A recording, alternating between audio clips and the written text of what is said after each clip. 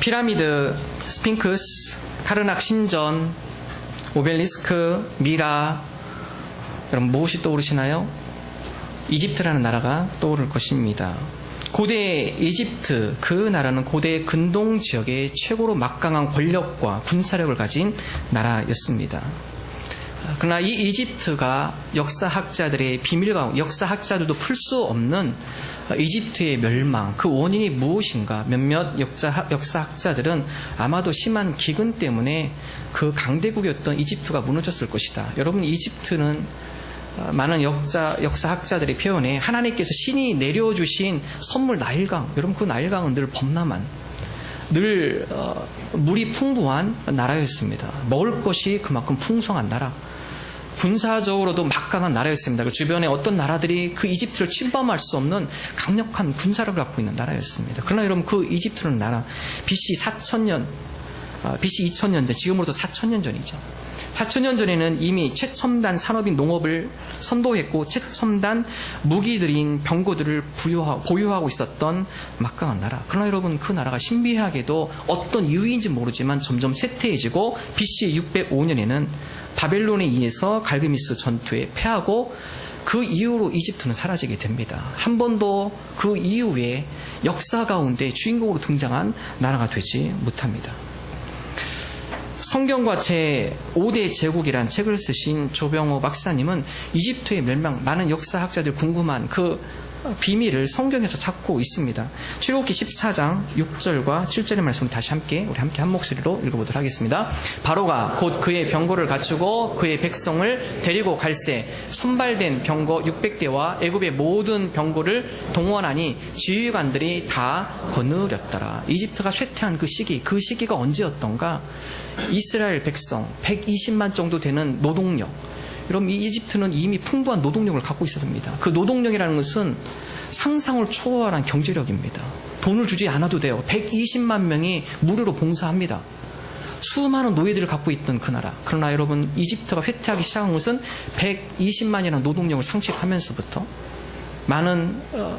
수많은 이스라엘 백성이 이집트를 나오면서 일이 벌어지기 시작합니다. 그리고 이스라엘 백성이 홍해를 건너는 가운데 바로가 고민하기 시작합니다. 이 120만이라는 무임금 노동, 이 노동력을 상실하면 이집트가 다시 건재하기는 쉽지 않겠다. 이집트가 그 가운데 군사력과 정치력, 그리고 그 가운데 주변국들로 하여금 강한 영향력을 끼치는 데는 문제가 있겠다. 다시 추격하기 시작합니다. 오늘 말씀에 보면 추격하는 가운데 선발된 병거 600대. 여러분 이 병거는요 그 당시에 최첨단 무기입니다. 이집트가 자랑했던 최첨단 무기. 전투에 나가서도 이 병거를 가지고 나갈 때마다 다른 나라가 갖고 있지 않는 이집트만의 특별한 무기. 선발된 600대. 그리고 애굽의 모든 병거를 동원해서 지휘관들을 통하여 이스라엘 백성을 추격하기 시작합니다. 출애굽기 14장 26절 다음과 같은 일이 벌어지면 함께 한 목소리로 읽겠습니다. 여호와께서 모세에게 이르시되 내 손을 바다 위로 내밀어 물이 애굽 사람들과 그들의 병거들과 마병들 위에 다시 흐르게 하라 하시니, 이런 원인을 여기서 찾고 있습니다. 그 당시에 최고로 자랑했던 특별 부대, 그리고 수많은 이집트의 마병들과 병거들, 군사들, 그럼 한 번에 다 수장이 된 거죠. 병거 하나 건지지 못합니다. 특별히 더 중요한 요소는 전쟁의 영웅 장군들, 여러분 그들이 다 수장됐다는 것입니다. 이집트에서 모든 전쟁을 승리를 이끌었던 수많은 전쟁의 영웅들, 여러분 그들이 이스라엘 백성을 추격하다가 홍해에서 수장하게 됩니다. 그 이후에 이집트는 이유 모를 쇠퇴기를 겪게 되고 BC 605년에 바벨론과의 갈기미스 전투에서 완전하게 패하게 됩니다. 역사에 더 이상 이집트가 등장하지가 않습니다. 주요 인물로 등장하지가 않습니다.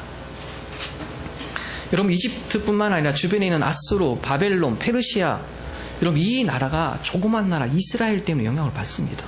성경에 나오면 하나님께서 아수르를 멸망시키는 가운데 더 연장을 시키죠. 그런 가운데 아수르가 이스라엘을 심판하는 도구로 사용이 됩니다. 하나님께서 용도로 그 가운데 정세를 움직이시고 아수르와 바벨론과 페르시아가 점차적으로 망해 나가는 것을 성경 기록을 하고 있습니다. 오늘 말씀은 바로 이집트에서 탈출한 이스라엘 백성, 그들로 하여금 하나님께서 시내산을 통하여서 언약을 주는 말씀입니다. 여러분 한 나라가 바로 세워지기 위해서 법이 중요합니다. 이미 하나님께서 이스라엘 백성으로 하여금 가나안 땅에 들어가기 전에 가나안 땅에 이방심이 많고 그들의 법이 있기 때문에 이스라엘 백성이 그 국가 가운데 물들일 걸 아셨습니다. 그 가운데 하나님께서 시내산에서 이스라엘만 하나님만을 섬기는 법을 제정해주고 그 법을 따를 것을 명령합니다. 그 법 중에 하나가 오늘 말씀 새 절기를 반드시 지켜라. 새 절기라는 첫 번째 유월절, 이스라엘 백성이 애굽으로 탈출할 때 하나님께서 장자의 죽음을 통해 10번째 재앙, 집 문설주에 양의 피를 바른 집은 죽음을 면하지 않고 죽음이 건너가고, 그러나 그 문설주에 양의 피를 바르지 않는 이집트의 많은 사람들은 장자의 죽음을 당할만 했죠. 그것을 기억해라. 너희들이 이집트를 나온 것은 너희 힘으로 나온 것이 아니라 하나님께서 너희들을 인도한 것을 기억해라. 그래서 유월절을 반드시 기억하고 그 절기를 지켜라. 두 번째가 맥주절, 칠칠절이라고도 이야기를 하죠. 너희들 수확하는 가운데 첫 열매가 맺었을 때 그것을 가지고 하나님 앞에 감사를 드려라. 세 번째 절기, 추수감사절, 수장절이라고도 합니다. 모든 곡식이 있고 풍성하게 주신 그 하나님의 은혜를 기억하며 하나님 앞에 감사를 드려라. 오늘 말씀 바로 그 가운데 두 번째 맥추절. 우리가 지금 물론 농사를 지으신 분들 계시겠지만 농사를 짓지 않죠. 우리가 보리를 거두지 않았습니다. 우리는 맥추절과 좀 거리가 멉니다. 그렇게 생각할 수도 있겠지만, 그러나 이 맥추절이 오늘날 우리에게 주는 신앙적 교훈.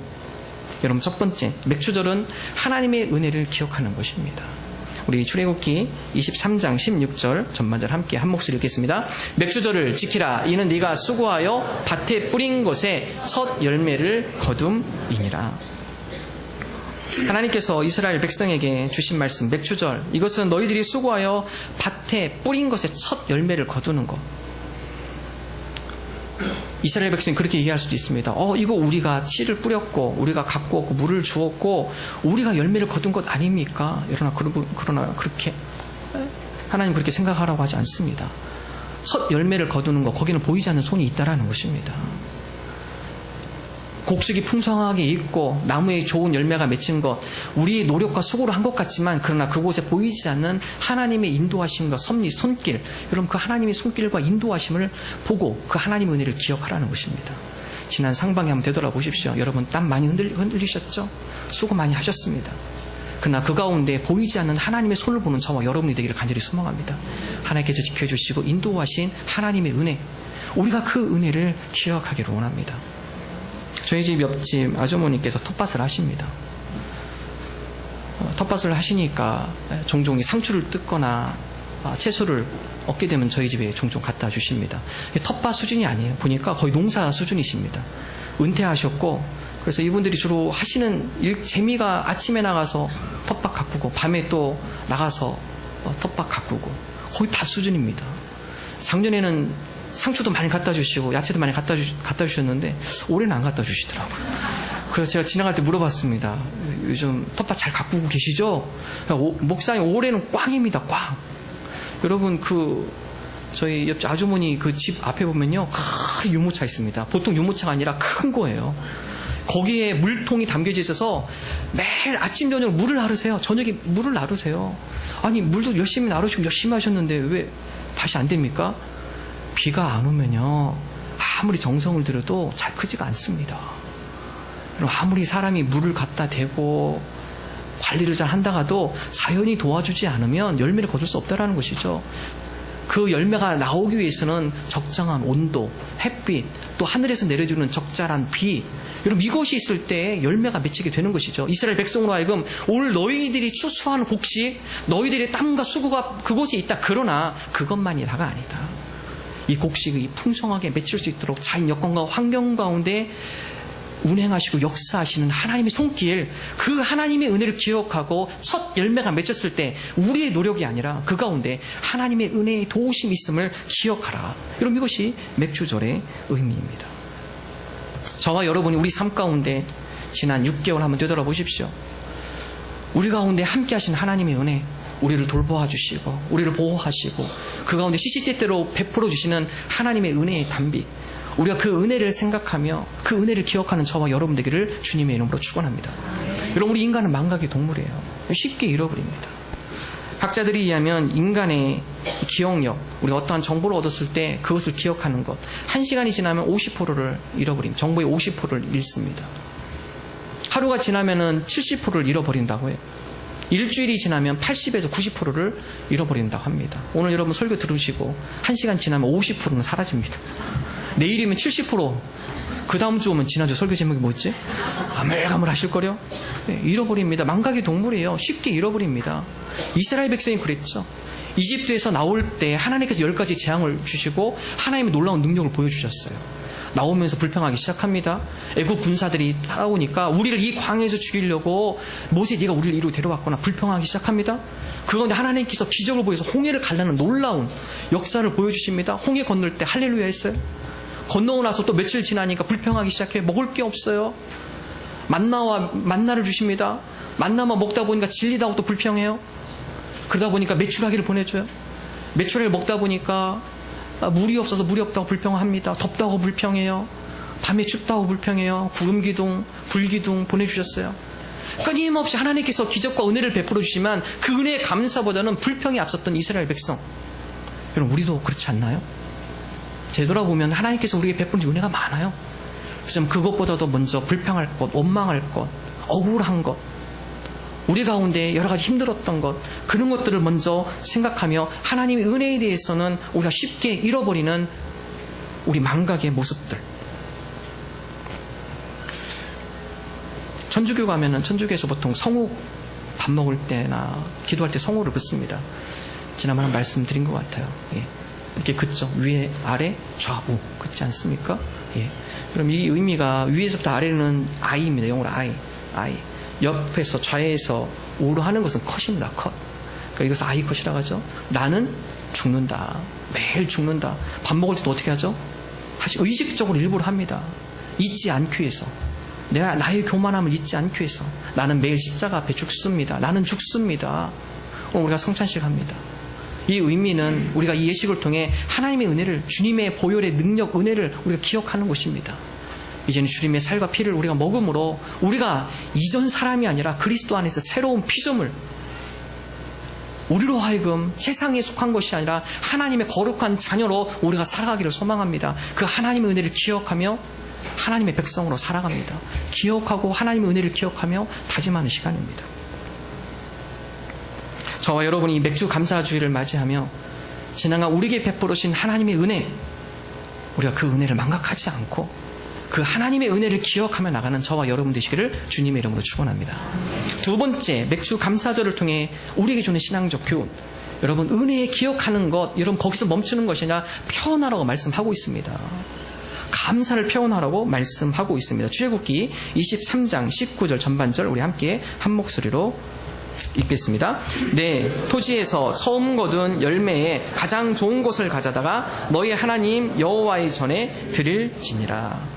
오늘 말씀해 보면 토지에서 처음 거둔 열매의 가장 좋은 것, 바로 그것을 가져다가 여호와의 전 하나님 앞에 드릴지니라. 우리가 은혜를 받으면 나타나는 것, 감사의 표현이죠. 감사의 표현은 어떻게 합니까? 나의 가장 좋은 것을 드리는 겁니다.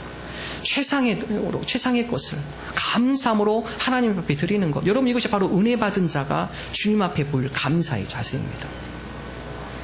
창세기에 보면 가인과 아벨이 등장합니다. 하나님 앞에 첫 제사 예물을 드리는 모습들이죠. 하나님께서 형의 가인의 제사는 받지 않습니다. 반면 아벨의 제사는 기뻐 받으세요. 다음과 같이 기록하고 있죠. 창세기 4장 4절과 5절의 말씀 함께 한 목소리 읽습니다. 아벨은 자기도 양의 첫 새끼와 그 기름으로 드렸더니 여호와께서 아벨과 그의 제물은 받으셨으나 가인과 그의 제물은 받지 아니하신지라. 하나님께서 가인의 제사는 받지 않아요. 그러나 양의 첫 열매를 하나님 앞에 드린 아벨의 제사는 하나님께서 받으십니다. 히브리서 기자는 이것을 좀 더 구체적으로 설명합니다. 히브리서 11장 4절 함께 한 목소리 읽습니다. 믿음으로 아벨은 가인보다 더 나은 제사를 하나님께 드림으로 의로운 자라 하시는 증거를 얻었으니 하나님이 그 예물에 대하여 증언하십니다. 아벨의 제사는 어땠습니까? 하나님 앞에 감사함으로 드린 제사, 즉 믿음으로 드린 제사입니다. 우리가 하나님 앞에 믿음으로 감사함으로 드린다는 제사, 살아계신 하나님을 우리가 믿고 그 가운데 신령과 진정으로 정성을 다하여 주님 앞에 드리는 것, 여러분 이것이 감사하는 자세입니다. 저와 여러분이 아벨의 제사가 되기를 원합니다. 지금으로 하면 예배예요. 예배. 예수님께서 바리새인과 사두개인을 책망합니다. 왜 그렇습니까? 형식은 있지만 마음이 없기 때문에 그렇습니다. 하나님 앞에 예배하는 모습이 있지만 그 마음 가운데 진정한 믿음의 예배인가? 하나님 앞에 신령과 진정으로 감사함으로 드리는 예배인가? 예수님께서 오늘 우리에게도 나무랄 수 있습니다. 습관적으로 이 자리에 앉아있는 것, 종교적인 마음을 가지고 이 자리에 앉아있는 것, 하나님께서 그 재물을 받지 않으십니다. 우리가 하나님 앞에 감사함으로 예배드리는 자세는 주의를 기다리는 사람입니다.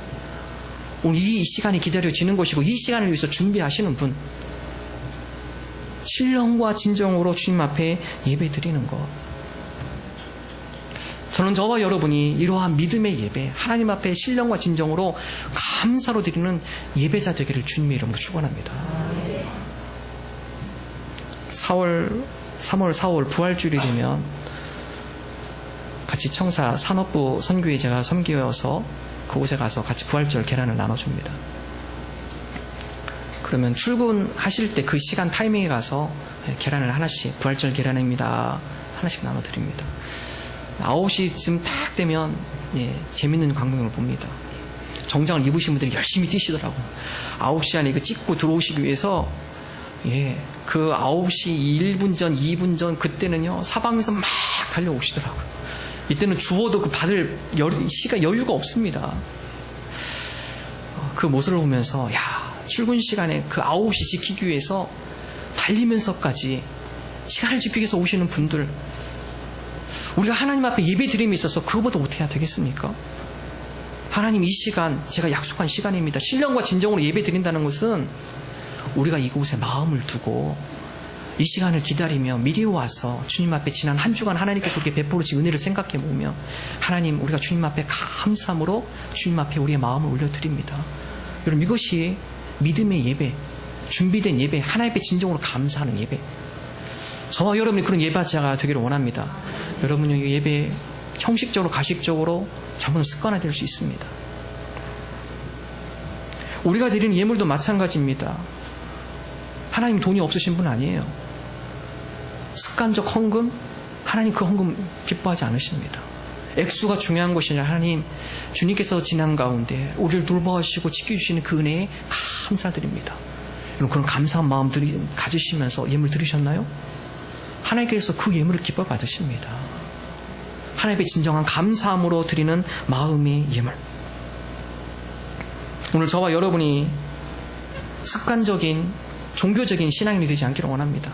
우리 마음 가운데 하나님 앞에 아벨이 믿음의 제사로 예배로 하나님 앞에 신령과 진정으로 예배 드렸던 것처럼, 하나님, 우리의 신앙이 신령과 진정으로 감사함으로 믿음의 예배 드리는 하나님의 백성 되게 하여 주옵소서. 이러한 믿음으로 고백하며 나가는 저와 여러분 되기를 주님의 이름으로 축원합니다. 한 할아버지가 TV 건강 프로그램을 보고 있었습니다. 그런데 점점 얼굴이 일그러지며 심각한 얼굴이 되어버렸습니다. 그때 할머니가 들어와서 물어보았습니다. 영감, 왜 그렇게 심각해졌어요? 그러자 할아버지가 곧 죽을 것 같은 표정으로 말했습니다. 아무래도 내가 저 병에 걸린 것 같아. 가끔 몸이 아프고 쉽게 피곤하고 요즘엔 밥맛도 없는 것이 저 병의 증세와 똑같거든. 할머니도 걱정이 돼서 함께 끝까지 프로그램을 지켜보기 시작했습니다. 그리고 마지막에 아나운서가 마무리하면서 다음 같은 멘트를 던집니다. 시청해 주셔서 감사합니다. 지금까지 자궁암에 대해서 알아보았습니다. 이런 감사가 없으면요, 모든 불행을 나하고 연결시킵니다. 걱정하지 않아도 될 염려, 내가 고민하지 않아도 될 여러 가지 걱정, 이런 그것을 끌어들여요, 일부러. 뭔가 좀 안 좋은 소식이 들리면, 나도 저런데 나도 저렇게 되는 거 아니야? 우리가 감사한다라는 것은 여러 가지 염려, 걱정, 거기에 우리가 끌려가는 것이 아니라 그런 일이 있다 할지라도 극복해내는 것. 감사의 3차원의 감사가 있습니다. 1차원의 감사, 만약 감사입니다. 우리 남편이 승진하면, 우리 아이 성적이 오르면 조건의 감사이죠. 우리 이것을 기복적 감사라고 합니다. 둘째, 2차원의 감사, 때문에 감사. 우리 남편이 승진했기 때문에, 우리 아이가 성적이 좋았기 때문에, 내가 건강하기 때문에 하나님 감사합니다. 2차원 감사. 3차원 감사, 그럼에도 불구하고, 남편이 승진을 못해도 그럼에도 불구하고, 우리 아이가 성적이 좀 안 좋게 나와도 그럼에도 불구하고, 내가 건강이 좀 안 좋아. 그럼에도 불구하고 하나님 앞에 감사하는 것, 3차원의 감사. 성경은 바로 이 3차원의 감사를 우리에게 이야기하고 있습니다. 범사에 감사하라. 조건 때문에, 어떤 원인 때문에 감사하는 것이 아니라 그럼에도 불구하고 삶의 여건과 환경이 지금 이렇게 어려움에도 불구하고 감사하는 감사. 성경은 바로 우리로 하여금 3차원의 감사를 가르쳐주고 있습니다. 우리의 양떼가 없고 무화과 나무에 열매가 없고 포도나무에 포도생애가 맺히지 않다 하더라도 여호와 하나님 한 분만으로 감사드립니다. 여러분, 이것이 바로 신앙인의 자세입니다. 오늘 맥주 감사절을 우리가 기억하며 주님, 우리가 3차원의 감사를 드리게 하여 주옵소서. 여건과 환경 가운데 우리의 마음이 움직이는 것이 아니라 그럼에도 불구하고 하나님 앞에 감사 잃지 않는 범사에 감사하는 하나님의 백성 되게 하여 주옵소서. 우리 이러한 고백을 나가는 저와 여러분 되시기를 주님의 이름으로 축원합니다. 마지막 세 번째, 오늘 말씀을 통하여서 하나님의 은혜를 기억하며 하나님 앞에 감사로 나아가는 자, 여러분, 그들은 믿음의 수위가 올라가는 사람들입니다. 믿음의 수위가 올라간다는 것은 우리의 믿음이 이 세상 여러 가지 어려움과 세상의 여러 가지 고난과 환경 가운데 우리가 침몰하는 믿음이 아닌 것이죠. 중국 선교의 오츠민 니가 중국 선교를 하면서 계곡을 따라 선교제를 가고 있었습니다. 여러분, 계곡에 물이 없으면 어떻게 되죠? 이 밑에 있는 큰 바위들이 올라와 있기 때문에 배가 부딪힙니다. 어쩌면 니가 하나님께 기도합니다. 하나님, 이러다가 우리가 이 물에서 다 수장되게 생겼습니다. 하나님 도와주십시오. 우리가 이곳에 선교도 못하고 우리가 이 계곡에서 다 침몰하게 생겼습니다. 하나님 도와주십시오. 기도하는 가운데 배가 비켜가기도 하고, 때로는 걸리면은 노를 다시 밀어서 뒤로 갔다가 다시 풀어나가기도 하고, 다시도 하나님 앞에 간절히 기도합니다. 하나님 도와주십시오. 하나님의 선교가 확장되어질 수 있도록 하나님 우리를 도와주옵소서. 그럼 위치만 니가 그렇게 기도하는 가운데 갑자기 주변에 있는 계곡물이 불어나기 시작해요. 옆에 있던 계곡에 졸졸졸 나왔던 물이 더 많이 나오기 시작하고, 뒤에서 물들이 밀려오기 시작하고, 물들이 불어나기 시작하니까 배가 푹 들어 올라갑니다. 올라가니까 밑에 큰 바위가 문제가 아니에요. 조금만 지나가도 걸렸던 바위들이 이제 걸리지가 않아요. 믿음의 수위가 올라가면은 우리 가운데 있는 여러 가지 암초들, 우리 가운데 있는 사소한 여러 가지 문제들, 그런 것에 걸려 넘어질 수 있죠. 그러나 우리 믿음의 수위가 올라가면은 밑에 있는 장애물들이 문제가 되지 않습니다. 자유자재로 그 가운데 운행될 수 있다는 것입니다. 우리 하나님의 은혜를 기억하며 하나님 앞에 감사하는 신앙의 삶, 그 삶은 믿음의 수위가 올라가는 삶입니다. 여러 가지 장애물 때문에 사소한 곳에 상처받지 않습니다. 그것 때문에 쓰러지지 않습니다. 그러나 모든 것들을 극복할 수 있는 능력, 바로 그것이 믿음의 수위가 올라갈 때 우리 가운데 일어날 줄을 믿습니다. 사도 바울은 바로 빌립보서에서 바로 이러한 자, 바로 그리스도가 살든지 죽든지 내 안에 그리스도가 존귀하게 되어질 때 내가 그 어떤 여건과 환경 가운데서도 그것을 극복할 수 있는 힘, 그것을 극복할 수 있는 능력, 그것이 바로 그리스도가 존귀하게 될 때 나타나는 고백하고 있습니다. 오늘 저와 여러분, 우리 삶 가운데 그리스도가 존귀하게 되기를 원합니다. 그리스도가 존귀하게 되어질 때 우리 안에 있는 작은 암초들, 우리를 괴롭게 하는 작은 바위들, 장애물들, 그런 것들로 인해서 우리가 침몰하지 않을 줄로 믿습니다. 맥주 감사절을 맞이하여서 하나님, 우리가 주님의 은혜를 기억하는 자, 우리가 그 하나님 은혜에 감사함으로 나가는 자, 우리의 믿음의 수위가 높아져서 우리로 하여금 우리의 사소한 여러 가지 장애물에 믿음으로 승리하는 자, 이러한 믿음으로 나가는 저와 여러분 되시기를 주님의 이름으로 축원합니다.